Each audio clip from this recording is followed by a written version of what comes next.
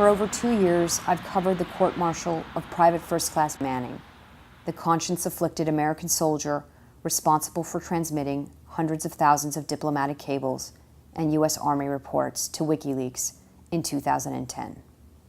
I've produced the only available pretrial transcripts of Manning's secret prosecution to date, a database containing the most complete record of his prosecution, usvmanning.org, and some of the only in-depth investigative analysis on his case, and that of the largest investigation ever into a publisher and its source, usvwikileaks.org. Let me know when you have it. Or shoot.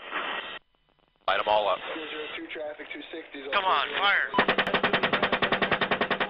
At issue is the danger posed to democracy and the rule of law by the U.S. government's expanding control over information in the digital age, and the use of the post-9/11 interagency process against the press and whistleblowers, effectively neutralizing the First and Fourth Amendments.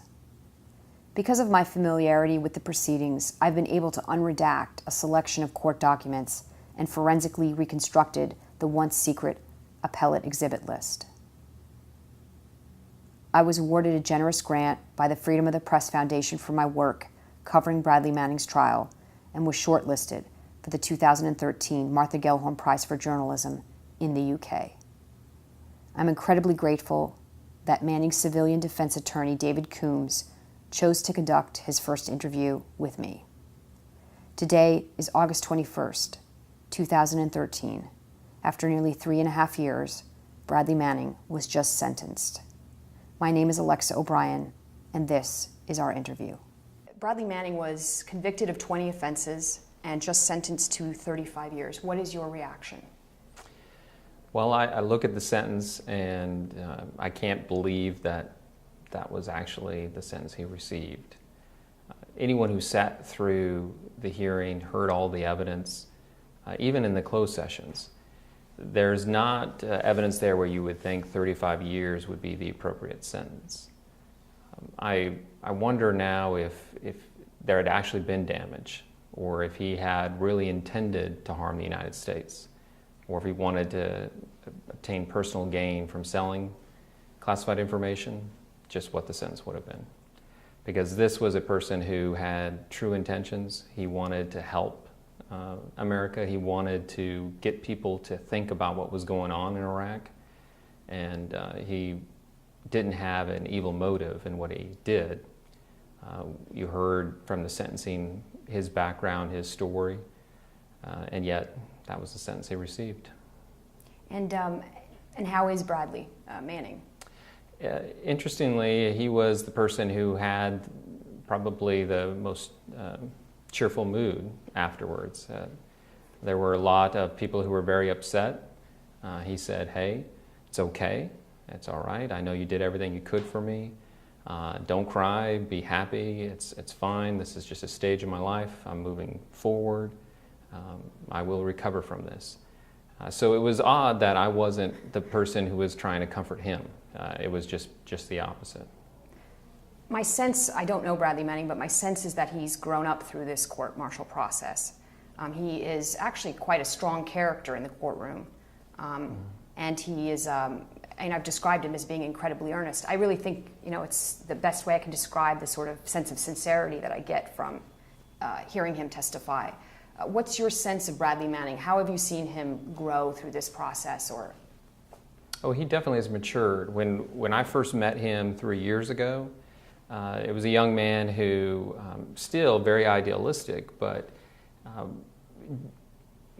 when he had to explain certain things of what his thought process was, he had sometimes trouble articulating how he was feeling. It was clear he had these feelings, and it was clear he was sincere, but he couldn't really talk about it.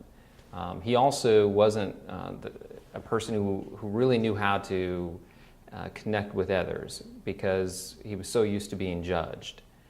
So even though he was very caring, he would have difficulty whenever you got onto a personal level with him. I think over the years, the 3 years that I represented him, I've seen all those barriers break down. He is not just a client, he's a friend. And to see him mature over the last 3 years gives me great hope for him in the future. And that's really why I believed an appropriate sentence would have been one that got him back to society sooner rather than later, because he has so much to offer. He's really somebody who in life didn't have a lot of opportunities, didn't have a lot going for him, and in spite of that, he turned out to be the type of person that he is, somebody who puts people first, who cares about people, even when these people don't care about him. And that's the amazing thing when you see what he does. His conduct really does back up his beliefs. Let's talk about what 35 years means, the sentence, because a lot of people are talking about mitigating factors, like, for example, the clemency and parole board. In realistic terms, what does a 35-year sentence look like to you? Well, he'll have several opportunities to lessen that time. Because it's more than 30 years, he'll be eligible for parole after 10. And so that'll be the first time they'll look at him for parole, and then every year thereafter he'll get a look. From my perspective, he would be an excellent candidate for parole because he's not a risk of recidivism. He's not going to have access to classified information, clearly. His crime was not violent. It was not for personal gain. He has no antisocial personality problems. So this is a person who could be put in society today and be fine. So my hope is that at the 10-year mark, which he gets time credit for the time that he served, so really that's 7 years from now, roughly, that he would be somebody who is paroled. Every year thereafter, if he's not granted parole, then he has another hearing. Although that's not my specialty, I'm going to make it my specialty, and I'll be there in 10 years. Great. Or actually 7. Yeah.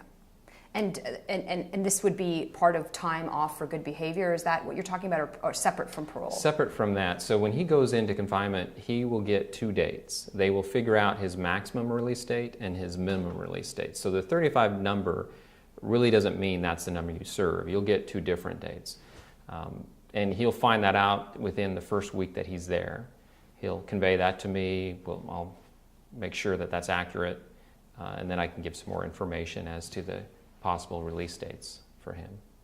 I really want to talk to you about this case because this case has been obscured from the public, from closed sessions, not having a public access to court documents. And before we get into sort of aspects of the case, I want to ask you, how has the way the government has prosecuted this case or Manning's conviction been unprecedented? Well, I think that for starters, you go with an offense of aiding the enemy.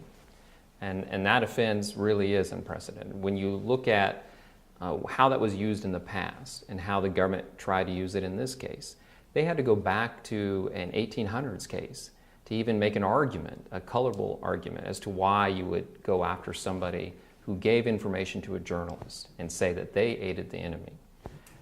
That is an unprecedented aspect of this case.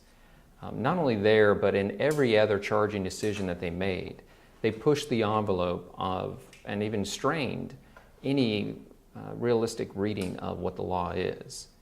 And yet, they seem to not have a problem with that. It was almost a win-at-all-costs mentality. And I think that ultimately will be something on appeal that will get reviewed. And perhaps at that point, Brad will get some relief, even on appeal. Now, Manning wasn't convicted of aiding the enemy. Do you think that the fact that it stood up as long as it did in the prosecution sets any kind of precedent? I do. I mean, I think if I were a journalist, or for that matter, somebody who is a concerned citizen who has access to information, is considering being a whistleblower, I think this sends a chilling message. And that message is one in which, even when your theory is you had no intent to get this information to the enemy, it was not your belief, there's no evidence to show that you would have actual knowledge, and that was the key aspect there, that the enemy would receive this information. And yet, you're going to be charged with this. It's going to survive motions to dismiss, even after the government's presentation of the evidence, which then it became clear they had no evidence. It survived a 917 motion, which is a motion to dismiss based upon a failure of proof. That, to me, was amazing. I could not believe that the offense survived that long, and it does send a chilling effect and a chilling message to anyone who may think about releasing information for the betterment of America, or any journalists who might think about receiving that information. Because it's not a far step to go from the person who gave it to the person that received it, the journalist. And I think recently with Glenn Greenwald's significant other being stopped, I think if Glenn was with him, he would have been stopped as well. I think that is an indicator that just because you're a journalist, the government is not going to turn a blind eye to the fact that you're part of that process. Is Manning aware of the Snowden releases and current events around that? He is, and every morning we give him what's called the early bird. In the military, it is a collection of all news stories of any significance of the day, broken down by region of the world and stories of interest for the United States. That's the intel analyst in him. He has an insatiable appetite for information. So we kept him appraised of everything. So he was fully aware of what was going on with Snowden, what was going on in the world. Has he ever, are you aware of his thoughts or feelings around that issue? I can say that having that occur during the trial had its pros and cons. Pros being at least the press became now aware of the case again and started paying attention to the case. And obviously the cons were that Wikileaks was somewhat involved with Snowden, at least getting him to safe passage, and concern of how that might influence perception of Bradley Manning. Do you think that the Snowden leaks were on the judge's mind? I don't know. I would find it hard to believe that she's shielded herself from all news and information during a 3-month trial. So obviously she never would mention that to me, but I'd find it hard to believe that she wasn't aware of Snowden. Snowden came up in a closed session. I know that because in the next day in the open record, there was a discussion of one diplomat talking about causal effects.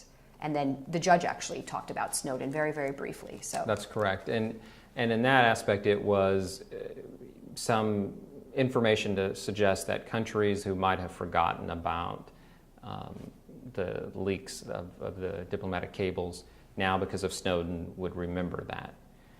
So you're correct. She was at least aware that there was something else that happened in the world regarding Snowden.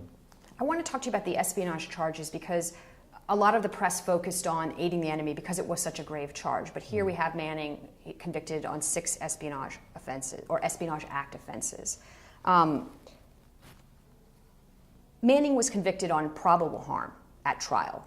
And it wasn't really until the sentencing phase that we got to really discuss if there was any damage at all. Right. So I wanted to ask you just sort of point blankly, did these disclosures damage national security? Not from my perspective, no. And that's the other difficult aspect of this case. We would expect to see some damage that they could articulate, given the amount of information. Understanding the type of information, and that information usually would not have something in there that would be harmful, given that most of it's dated. It's looking backwards instead of forwards. The one exception might be the diplomatic cables. So I fully anticipated seeing something that even I, from my perspective, would have to say, yes, that is damage, and that's going to affect his sentence. But we didn't see that. And didn't see that in the open session, did not see that in the closed session. And so because of that, that's another reason why I have difficulty accepting the outcome in this case. Do you think that issue of the lack of damage will come up on appeals? I don't know if it will. We certainly have created a good appellate record, though. I think there are plenty other issues that are going to get second-guessed and looked at. So I don't think the lack of damage will be an issue, no. But from outside of the appeal standpoint, from just the American public looking at it, I hope there comes a day where even those people who believe today that there was damage from this see that that's not the case.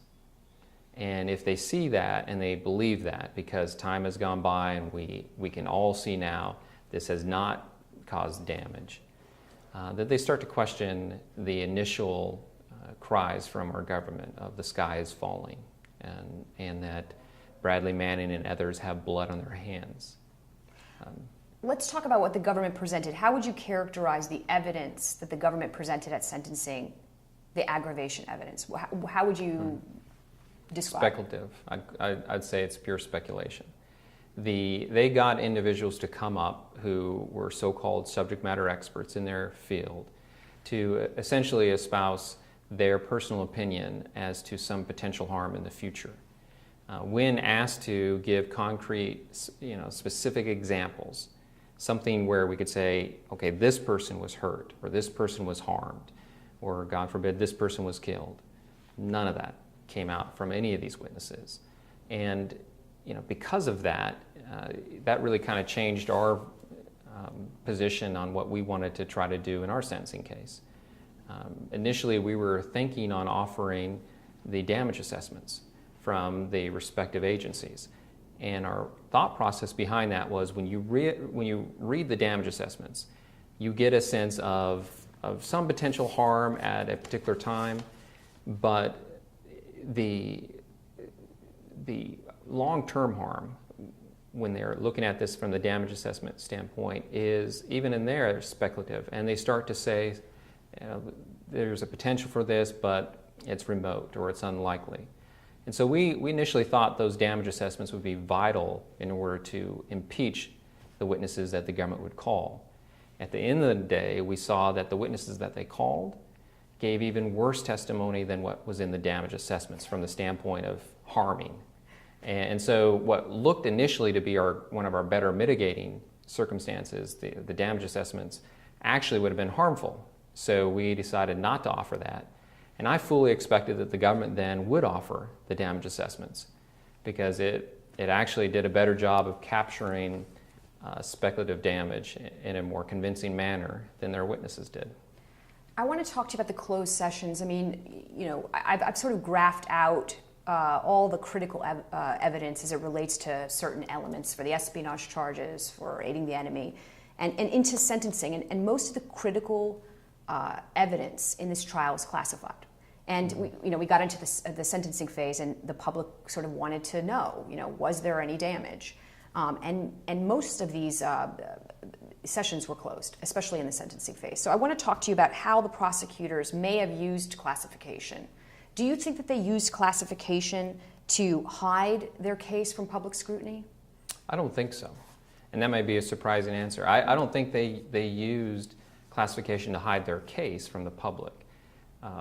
I think they used classification to try to convince the public that there was something in there that was harmful, so harmful that the public, could not hear it.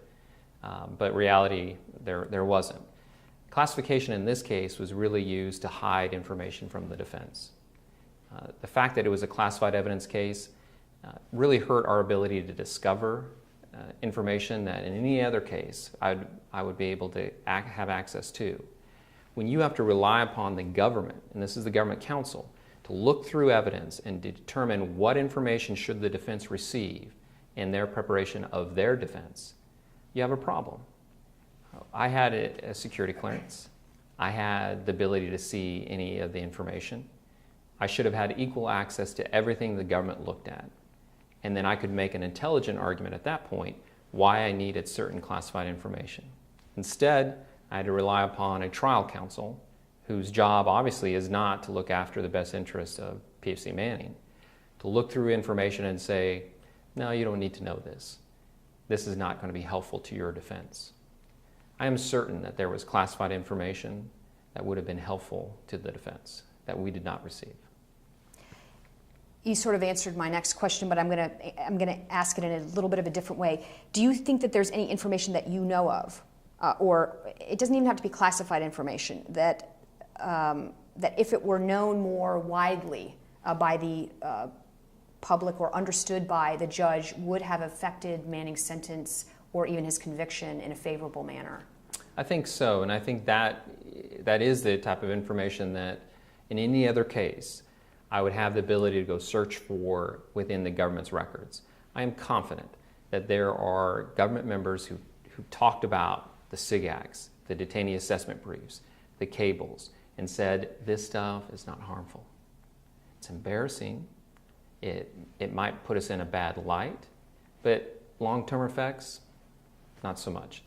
And I'm confident that that stuff exists, and yet I never had access to that. And had I had access to that, and the judge saw that, maybe that would have influenced her to come to a more reasonable sentence. Okay. I want to talk about declassification now, because here we have roughly 700,000 charged documents, and all of them are still classified, although they're widely available on the internet. And the government chose to declassify two sets of documents, one from the raid of Osama bin Laden, and the other was a U.S. Army counterintelligence memo from 2008 on Wikileaks that was sourced from public reporting to use in their case for both aiding the enemy and wanton publication. And wanton publication has never been used in military law before. It's not tied to any existing federal violation or punitive article under the Uniform Code of Military Justice. Do you think that this selective use of declassification prejudiced Manning? I think so, because again, this is another example of the government being placed in a position of determining what information can we freely talk about in a courtroom. And let's use the two examples that you selected. The Osama bin Laden raid, declassifying certain information from that. Is there any doubt why you would do that? You would certainly do that in this case so that the information gets out to the public, that Osama bin Laden had information that was leaked to Wikileaks. That's the only reason you wanted that to get out, to influence how people perceive PFC Manning in this case. Now, with regards to the second document, the ASIC document, this was the Army's counterintelligence report, how they viewed WikiLeaks as a threat. The defense asked on multiple occasions to declassify the information charged in this case. And the reason why that would be helpful is then we could freely talk about it, I could give it to witnesses, and had they done that before, I could have covered that in more detail with Professor Binkler. But they didn't do that. And again, the reason why they wanted to do that was to show that the Army viewed WikiLeaks as a threat, and that PFC Manning should have known that, and therefore he had actual knowledge that the enemy would go to WikiLeaks. The fact that the government can pick and choose what information it wants to declassify so it can use it in an easier manner shows you again the unfairness in the system when you're dealing with classified information. And Mr. Benkler was Professor Yochai Benkler, a defense witness who testified for defense against the aiding the enemy charge. And he testified about the networked Fourth Estate, and he's from the Berkman Center for Internet and Society at Harvard. I want to talk to you also about, before we get into a couple other things, I want to talk to you about how political the choice was for what they charged. There were 5 detainee assessment briefs from the Southcom database, which are known as the Gitmo files. And 3 of those, I mean, you can't tell me what they are, but it's pretty clear from public reporting and from defense testimony that they're likely the Tipton 3. So without asking you that directly, can you tell me, in your opinion, do you feel that what the government charged was a political choice? I think that might be giving them too much credit, to be truthful. I look to try to see some rhyme or reason in what they selected for the 793 offenses. At the end of the day... The espionage offenses. Exactly, the espionage offenses. At the end of the day, though, looking at it, I couldn't come to a rhyme or reason for why they would select certain things. There was, with regards to the detainee assessment briefs, many of the ones that they charged, the 5 that they charged, were found on PFC Manning's computer. So that would be kind of a logical connection. The other documents, though, that they selected, conceivably, you would think, would represent the absolute worst examples for the government of damage. Like, this is the smoking gun for damage.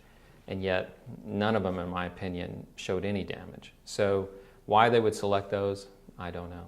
I should say, just to sort of, for the public, that the Tipton 3 are 3 UK citizens who were released from Guantanamo Bay after no charges, no trial, and they do make anti-Guantanamo Bay documentaries, and the government considers them terrorist recidivists for these documentaries. Throughout the beginning of the discovery process and the motions part of the trial, there was an attempt by defense to get communications between Russell Travers, who was a senior official at the National Counterterrorism Center, who was picked essentially to be the National Security Staff's senior advisor for information access and security. Mm-hmm. And the White House press secretary called the investigation of WikiLeaks and Manning administration-wide. So I really want to talk to you about this case in a larger context. And have you found any evidence that the investigation of the prosecution of Manning or WikiLeaks was being coordinated by the National Security Council or the White House? I haven't, but I would have no doubt that multiple agencies, certainly the Department of State, FBI, and other agencies of the alphabet soup type example would have some involvement in this case. It was clear that every day we had a group of people behind the prosecution that just sat there. Occasionally they would pass notes to the trial counsel. Obviously I don't know what was on those notes. During some of the breaks I would walk up and introduce myself, say, "Hi, I'm David Coombs, how are you, and what do you do for a living?" And they would never answer that question.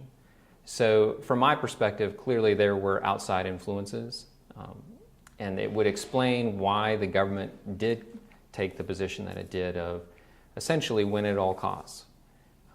They never deviated from pushing the envelope, where I would think a trial counsel who's really kind of concerned about not only getting a just outcome, but having that outcome stand up on appeal, takes certain steps to eliminate appellate issues. In this case, the government was never concerned about any of those. Let's talk about what you just said in terms of, you said that there were definitely other interests around this prosecution. Can you tell me what you think those are, or what purpose the trial counsel's case or objective was in this military prosecution beyond punishing Bradley Manning or deterring other people from following in his footsteps? Sure. I think you don't really have to look any further than the 2008 ASIC, the Army Counterintelligence Report, to get the answer to that. It was important that once the government found a whistleblower, somebody who was leaking information to a journalist, to make an example of them. It was important that that example be a very loud message to show that you couldn't have the belief of safe disclosures, even to an organization like WikiLeaks. And that goal was to destroy that mentality of, I can give stuff in an anonymous fashion that I think is beneficial for the world to know without risk to myself. Manning's case is the case that tries to destroy that belief in order to essentially deter any other person from ever following in his footsteps. In late July 2010, the FBI joined the case officially with the Departments of Defense and the Department of Justice. During the pretrial, a special agent from the Army Computer Crimes Investigative Unit said that Neil McBride had been helping the Department of Defense from the beginning in Iraq. Mm-hmm. And McBride, of course, is in charge of the grand jury that's impaneled investigating civilians in this case, including the founders, owners, and managers of WikiLeaks. That's what the special agent said at the pretrial. A few weeks after the FBI joins the case, Colonel Stephen Henley, who is appointed the president of a Guantanamo Military Commission, designates a lifelong Department of Justice prosecutor to be Bradley Manning's investigating officer at his Article 32. On the first day of that, Article 32, which is like a military form of a grand jury, you asked him to recuse himself, and he didn't. Amanza eventually refers all 22 charges, including aiding the enemy, to a general court-martial for Bradley Manning. Do you still believe that the way in which the government has prosecuted this case, in addition to deterring whistleblowers and destroying any kind of sense of trust between a media organization and a whistleblower, do you think that the way in which the military prosecuted this was to actually plea your client out? I don't know if it was necessarily to plead my client out. You would expect, if that were the goal, that you would have a reasonable government on the opposite side offering a reasonable outcome to the case. When I first came on to this case back in 2010, I knew many of the key players from the government side. And at that point, rather foolishly, I had the optimistic belief that I could obtain a very favorable outcome for Bradley. Reality, though, set in pretty quickly after that. They were not interested in pleading the case, certainly not when they made the offers to us of what they would support. Those offers were so far out in the stratosphere that even today's outcome looks outstanding compared to what they were offering us. So from my perspective, I don't believe they ever wanted to plead this case. I believe they wanted to make an example of PFC Manning. Wow. How important was it to defend Bradley Manning against the Guarani airstrike video, which was a video of a May 2009 airstrike or cluster bombing in the Farah province of Afghanistan? Manning was found not guilty of this charge. The government came forward with trying to assert a November transmission date. It was pivotal to our defense that the judge did not believe that PFC Manning was working for Wikileaks, because he wasn't. It was pivotal for our defense that the judge did not believe that he started to do his leaks in November of 2009, because he didn't. The government wanted to show that he started at that time frame for their argument that within 2 weeks of coming to Iraq, he turned his back on his soldiers, his fellow soldiers, and went to work for Wikileaks. That could not be further from the truth. The reality of the situation was nothing happened in November. He did find out about Wikileaks, like a lot of other people, when they released the 9/11 pager messages, and he paid attention to Wikileaks at that point. He did go on to IRC chats and spoke with other people both working for and with Wikileaks and other people who are just interested in Wikileaks. And he found fellow like-minded people there that could talk about issues of not only computers and programming, but also important issues that are important for the world to be discussing. And that's the December timeframe. So in January is the first time that he actually discloses anything, and that's the SIGACs, the Significant Activity Reports.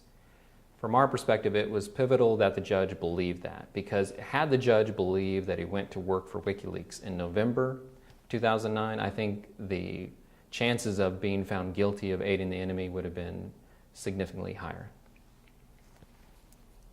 Did public statements by U.S. government officials affect the treatment of Manning or influence the handling or outcome of this trial? I think they certainly impacted the treatment of him. You know, if you go back to the time when he was at Quantico, you have the president prior to that saying that PFC Manning broke the law. You also have the president saying, I've been briefed as to his conditions. I've been assured that they're lawful. And he essentially blesses off on the conditions that PFC Manning was held in. Well, reality, even with the judge that we have here, the reality of the situation, she found that to be unlawful, how he was being held. Certainly, the Marines at Quantico, when they hear from the commander-in-chief that they're holding him in a proper fashion, that certainly impacts his treatment. They took the perspective there that they were not going to have anything happen to him on their watch, and the best way of assuring that was to hold him in his cell 23 hours out of the day and essentially deprive him of the very basic rights that a detainee should have, especially when they haven't been found guilty of anything. So certainly the treatment has been impacted. I think also from the trial perspective, yes, it impacted how this case was tried. I've tried over 100 court-martial cases. I've gone against trial counsel that, in my mind, are unreasonable. But there's always been someone in that process that's the voice of reason, the voice of common sense. And in this situation, there was no one. And the reason why is you had a group think and a group buy-in as to what they were doing. And I think the only reason you would ever have that is if it was something that was blessed all the way to the highest levels. Everyone was expecting you to do a motion related to unlawful command influence. Manning opted to be tried by a military judge. Is that the reason why that motion didn't go forward? In part. I would have filed an unlawful command influence motion if I thought we actually had evidence of that. I certainly wasn't shy about filing motions, so I would have filed that motion as well. But I'll tell you that when I knew we were going with a judge alone and not a panel, it basically eliminated the issue from the defense's perspective. Now, you can still have unlawful command influence when it deals with a military judge, but I did not believe that we had any evidence of that in this case. Let's talk about the choice to go by military judge. In the pretrial record, there was evidence of the government basically objecting and blocking to defense putting questions in or additional questions in to determine the bias of any potential panel member towards gays in the military or towards transgendered people. Was there a sense that Manning could get a fair trial with a panel? I would say no. No. And from my perspective, the reason why is twofold. The first is a panel, granted, I have had very favorable outcomes with military panels, but there are certain types of charges where you just don't want to take that in front of a military panel. For starters, they don't have a lot of experience. Usually a typical panel will do a couple of cases before they're replaced. So from their perspective, this would represent the worst case they've ever seen. And so I was fearful that you would have a very harsh sentence if we went in front of a panel. I also thought, once we got the case here at Fort Meade, which was no mistake, Fort Meade is the home of intelligence and intelligence products for the military. You have the NSA here at Fort Meade. So any potential panel member would likely have a security clearance for sure, and probably be handling classified information on a daily basis. So from my perspective, one could argue that any unlawful disclosure of classified information would make these panel members essentially victims of that crime. And so you would be asking somebody who, from their perspective, might be a victim to judge the outcome in this case. So we never really seriously entertained the option of a panel. We always knew we'd probably go with a judge. But that voir dire process really was used not to see what potential panel member we might get, but to influence the thinking of the military judge. Many of the motions that we filed, many of the things that we did, was to try to get information in front of the judge that would hopefully educate her in some way about a nuance of the case that she otherwise would not see. So for the voir dire example, she had to read the questions that we put there. I knew most of those questions weren't going to survive, but she had to read them, and we have to argue them. And so when we do that, hopefully we're educating the judge as well. This is probably not, I totally knew you were doing that when Captain Tooman stood up and asked the military judge whether or not he could look for discovery on SIPRNet as it related to the Computer Fraud and Abuse Act.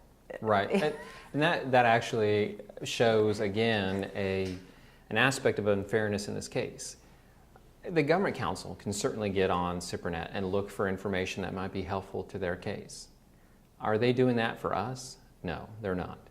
And yet I have got co-counsel who have just as the same access to SIPRNet, have the same right to go on to SIPRNet, and yet they're being told they can't do that if it's to do anything with this case. Again, shows you where the government, because of its classified evidence case, really gets to put one hand of the defenses behind their back and force them to fight with one arm. And in some instances, both of our arms are tied behind our back. And we're trying to fight a case in which we're arguing for why we need something when we've never even seen it and don't know for sure what it is. All we know is that the government doesn't want to give it to us. I should say CIPRNet is the secret network that the DoD has for classified information, just for people who don't know what that is. Let's talk about your feelings or your reaction to her ruling on Manning's treatment at Quantico, only giving him 112 days sentencing credit. What's your sense of that? Too little. 112 days doesn't do anything.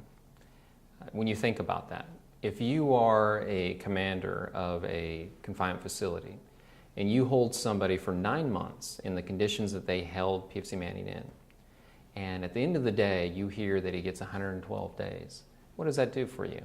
Does that cause you to lose any sleep? No, it doesn't. The outcome in this instance should have been something that either gave him years, not days, but years of credit, or it should have eliminated certain offenses. I think a prime offense at that point would have been the aiding the enemy offense. That's when you get the attention of those who would in the future potentially do this. The government always argues about deterrence. We need to do deterrence. You need to give a harsh sentence to convince others not to do the same crime. Well, the same argument would apply in something like this. If you know somebody has unlawfully punished an individual prior to trial, you need to give substantial credit for deterrence. 112 days is not deterrence. What issues are going to come up on appeal as you see them? What are the sort of major mistakes of fact or legal understanding that are going to come up on appeal? I think the biggest one is speedy trial. The fact that we demanded speedy trial relatively early on in the case, and yet still had to wait well over a year to get PFC Manning to his day in court, I think will be one of the bigger issues. And Manning was held longer than any accused awaiting court-martial. To my knowledge, yes. And when you look at the speedy trial issue, the government avoided that problem by just simply going to the first level commander and asking for him to just say, I'm going to exclude this time. This time will not count against you for any future speedy trial issues. And did that time and time again. And when you think about that, if that's all it takes to wipe the slate clean for the clock, the speedy trial clock, then there is no speedy trial clock. And in this instance, that's all the government really had, and yet it was condoned. So I think speedy trial will be a huge issue. I think the unlawful pretrial punishment will be a big issue. I think the judge's rulings on the 1030 offense, the exceeding authorized access on a computer, will be a huge issue. Her last minute allowing the government to change the larceny offenses, the 641 offenses. To change the charge sheet. To change the charge after sheet, the close of to evidence. change the nature of the offense, to change what was charged after the close of evidence will be a huge appellate issue. So there are several issues that I think will give the potential for relief on appeal. What's your sense, in the middle of this trial or towards the end of it, Colonel Denise Lynn, the presiding military judge, was promoted to the Army Court of Criminal Appeals, which will be the court of appeals that this case will go to. Mm-hmm. What's your sense of that? Well, it is a promotion from the standpoint of going from a trial level to the appellate level, although it's not atypical. So I'll say that in the past, judges have gone from the trial level to the appellate level, and then they go even back down to the trial level. So she wasn't promoted from the standpoint of rank. I don't think it had really any bearing on the case. She certainly won't be the appellate judge listening to the case. So I'm hopeful that the other judges that are on the Army Court of Criminal Appeals will look at the issues and see what we litigated and hopefully come to a different conclusion. Was Manning scapegoated for any kind of leadership or policy failures within either his 2nd Brigade combat team or within the Department of Defense or even the U.S. government? I don't know about scapegoated, but he was and in my opinion, when I argued also in sentencing, he was a victim of a very poor chain of command. One of the things that you would expect from a chain of command, especially from the non-commissioned officer side, is that they take care of soldiers. That is the very first thing that any NCO learns, and that's the first thing that they think of every given day that they get up, put the uniform on. How do I take care of my soldiers? In this case, PFC Manning was not taken care of by his unit. Had they taken care of him, they would have realized that he was struggling with something, struggling with issues, and they would have addressed those issues. I'm not to say, and that's not to say that this wouldn't have happened still, but it's certainly, if he had a caring command, if he had an NCO leadership that looked out for him, they would have recognized, at least in December of 2009, that there were some issues with what his behavior and what he was struggling with. Which was? At that point, it was his gender identity, I believe.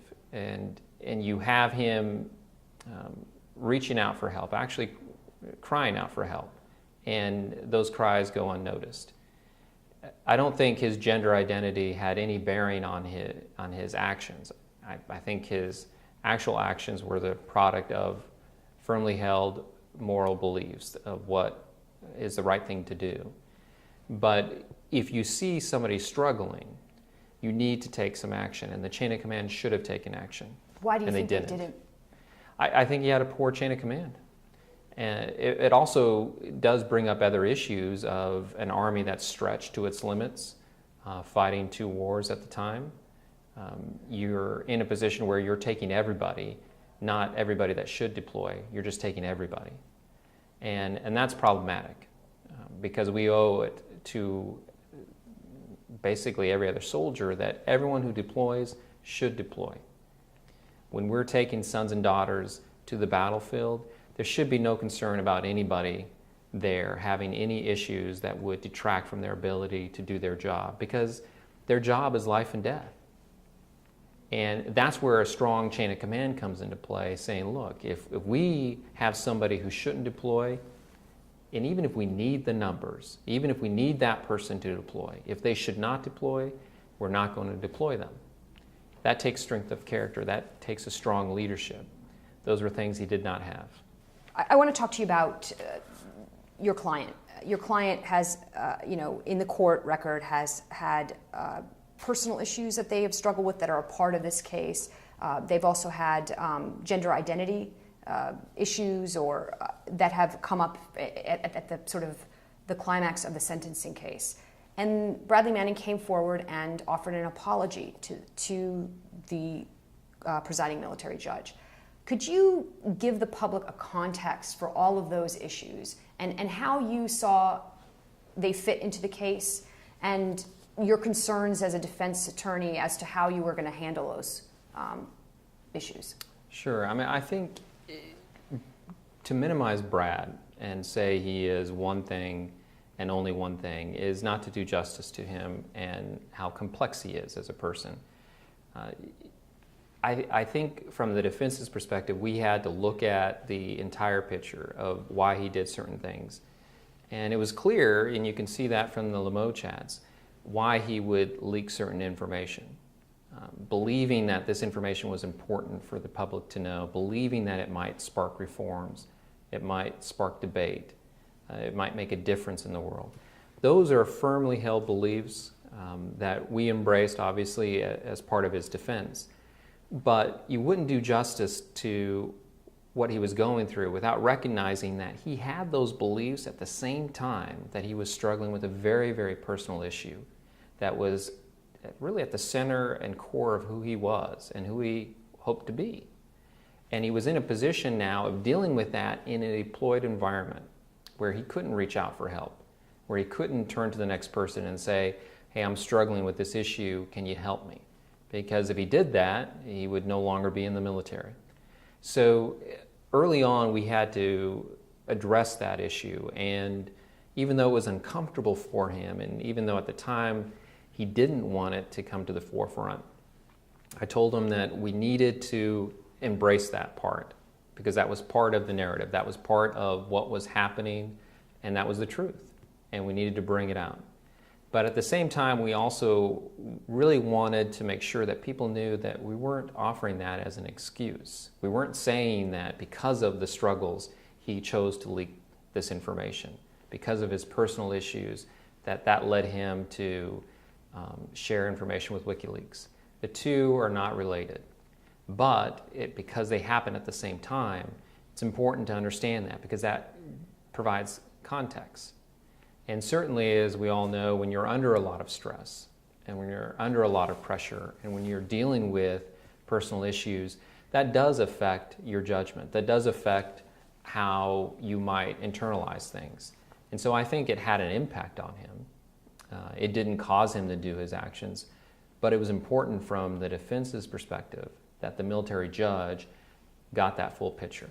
And our hope was, if she got that full picture, she would understand that who she was sentencing was a good young man, a moral young man, a man with probably one of the stronger moral compasses of what is right and wrong. And he has that compass in spite of his childhood, in spite of his upbringing, in spite of how other people treat him. And this is the type of person that you have in front of you. How did other people treat him? Well, you have people treating him as essentially a pariah, as an outcast. They recognize from the beginning he doesn't fit the typical mold. And so he has very little friends. And one of the aspects that came out through some of the people who would talk about him was even those people who were rude to him, even those people who belittled him, made fun of him, he was still kind to, he was still respectful to.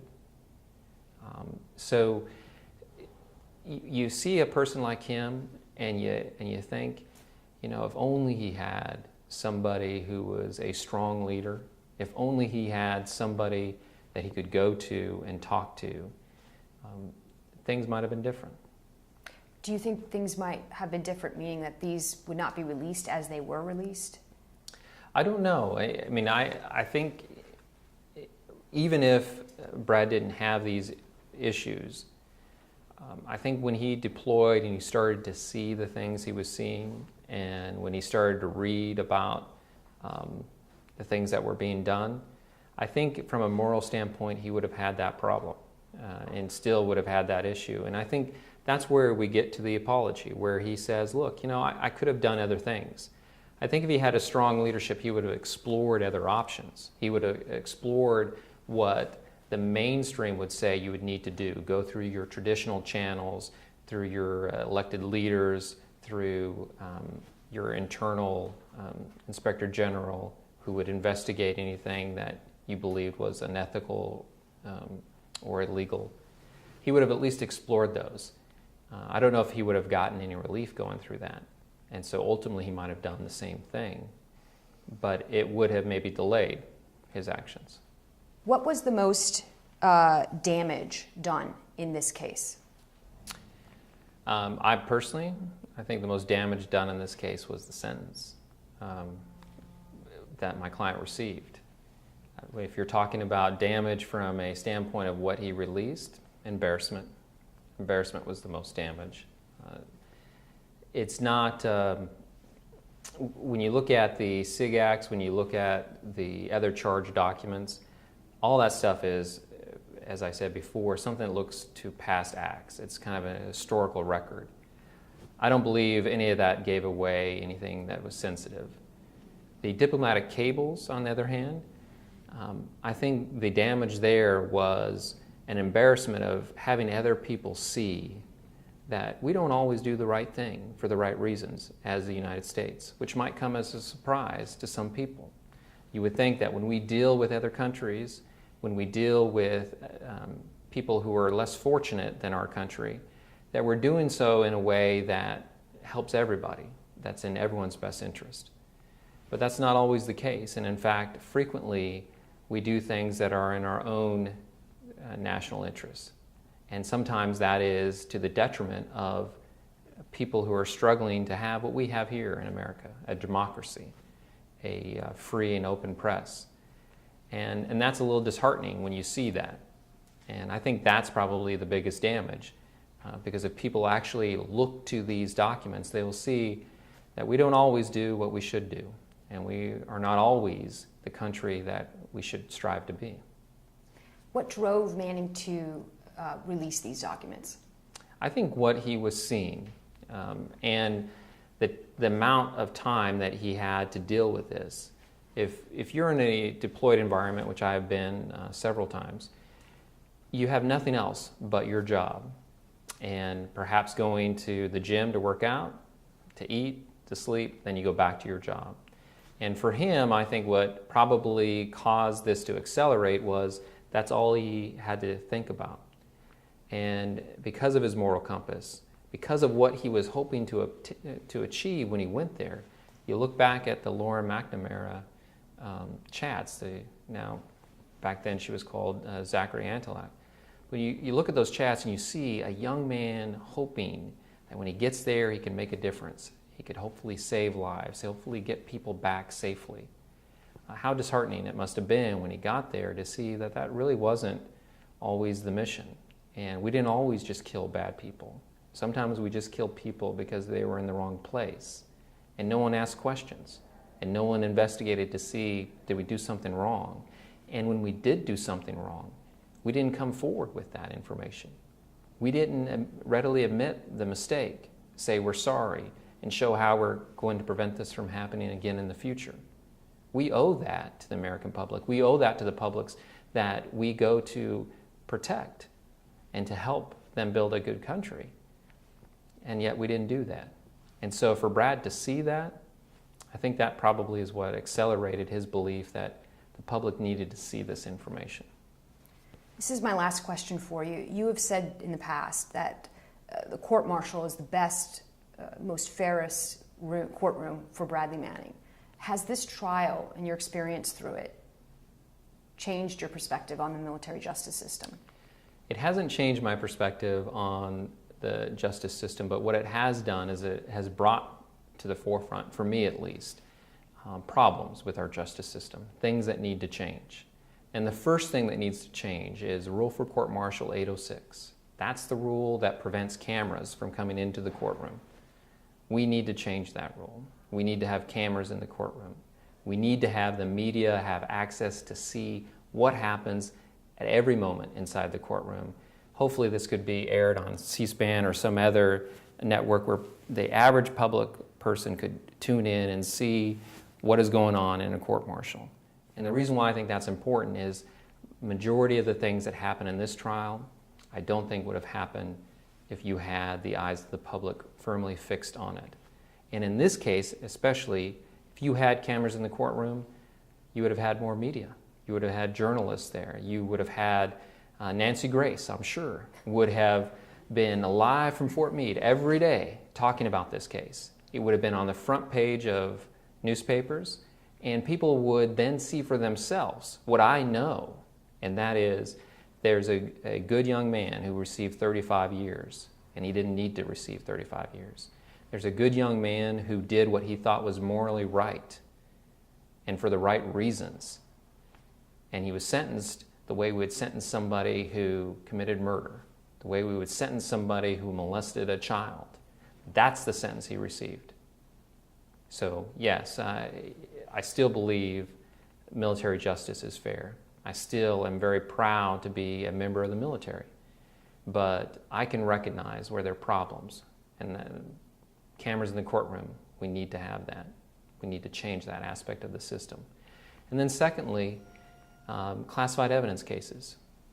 The rules are not balanced. The government has too much power over what is discoverable, over what will be shared, or over how things are given to the court and not to the defense. Those rules need to change.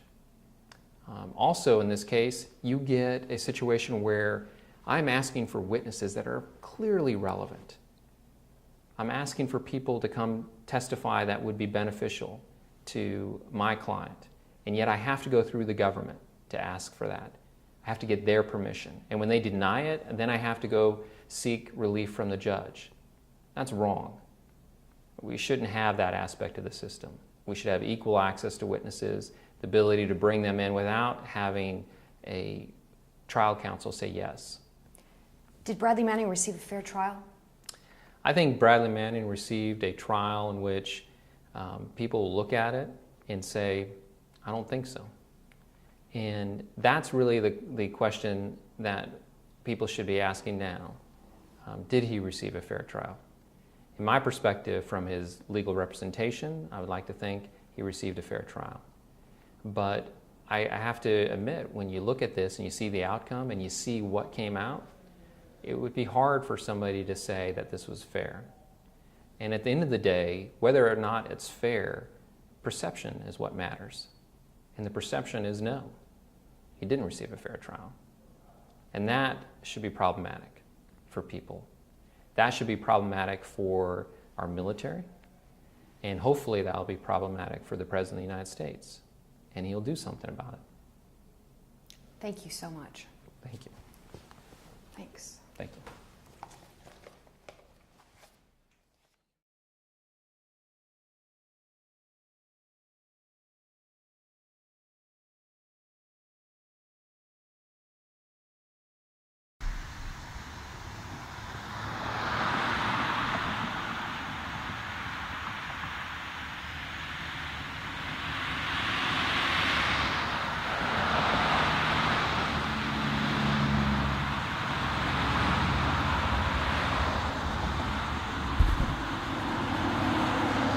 For over 2 years, I've covered the court-martial of Private First Class Manning, the conscience-afflicted American soldier responsible for transmitting hundreds of thousands of diplomatic cables and U.S. Army reports to Wikileaks in 2010. I've produced the only available pretrial transcripts of Manning's secret prosecution to date, a database containing the most complete record of his prosecution, usvmanning.org, and some of the only in-depth investigative analysis on his case, and that of the largest investigation ever into a publisher and its source, usvwikileaks.org. Let me know when you have it. Or shoot. Light them all up. 202 traffic, 260 is Come on, fire! At issue is the danger posed to democracy and the rule of law by the U.S. government's expanding control over information in the digital age, and the use of the post-9/11 interagency process against the press and whistleblowers, effectively neutralizing the First and Fourth Amendments. You see what he does. His conduct really does back up his beliefs. Let's talk about what 35 years means, the sentence, because a lot of people are talking about mitigating factors like, for example, the Clemency and Parole Board. In realistic terms, what does a 35-year sentence look like to you? Well, he'll have several opportunities to lessen that time. Because it's more than 30 years, he'll be eligible for parole after 10. And so that'll be the first time they'll look at him for parole. And then every year thereafter, he'll get a look. From my perspective, he would be an excellent candidate for parole because he's not a risk of recidivism. He's not going to have access to classified information, clearly. His crime was not violent. It was not for personal gain. He has no antisocial personality problems. So this is a person who could be put in society today and be fine. So my hope is that at the 10-year mark, which he gets time credit for the time that he served, so really that's 7 years from now, roughly, that he would be somebody who is paroled. Every year thereafter, if he's not granted parole, then he has another hearing. Although that's not my specialty, I'm going to make it my specialty, and I'll be there in 10 years. Great. Or actually 7. Yeah. And this would be part of time. Because of my familiarity with the proceedings, I've been able to unredact a selection of court documents and forensically reconstructed the once secret appellate exhibit list. I was awarded a generous grant by the Freedom of the Press Foundation for my work covering Bradley Manning's trial, and was shortlisted for the 2013 Martha Gellhorn Prize for Journalism in the UK. I'm incredibly grateful that Manning's civilian defense attorney, David Coombs, chose to conduct his first interview with me. Today is August 21st, 2013. After nearly 3.5 years, Bradley Manning was just sentenced. My name is Alexa OBriens, and this is our interview. Bradley Manning was convicted of 20 offenses and just sentenced to 35 years. What is your reaction? Well, I look at the sentence and I can't believe that that was actually the sentence he received. anyone who sat through the hearing, heard all the evidence, even in the closed sessions, there's not evidence there where you would think 35 years would be the appropriate sentence. I wonder now if there had actually been damage, or if he had really intended to harm the United States, or if he wanted to obtain personal gain from selling classified information, just what the sentence would have been. Because this was a person who had true intentions. He wanted to help America. He wanted to get people to think about what was going on in Iraq. And he didn't have an evil motive in what he did.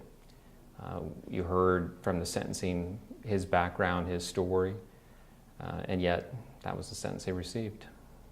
And how is Bradley Manning? Interestingly, he was the person who had probably the most cheerful mood afterwards. There were a lot of people who were very upset. He said, "Hey, it's okay. It's all right. I know you did everything you could for me. Don't cry. Be happy. It's fine. This is just a stage in my life. I'm moving forward. I will recover from this." So it was odd that I wasn't the person who was trying to comfort him. It was just the opposite. My sense, I don't know Bradley Manning, but my sense is that he's grown up through this court-martial process. He is actually quite a strong character in the courtroom, and he is, and I've described him as being incredibly earnest. I really think, it's the best way I can describe the sort of sense of sincerity that I get from hearing him testify. What's your sense of Bradley Manning? How have you seen him grow through this process? Oh, he definitely has matured. When I first met him 3 years ago, it was a young man who, still very idealistic, but when he had to explain certain things of what his thought process was, he had sometimes trouble articulating how he was feeling. It was clear he had these feelings, and it was clear he was sincere, but he couldn't really talk about it. He also wasn't a person who really knew how to connect with others, because he was so used to being judged.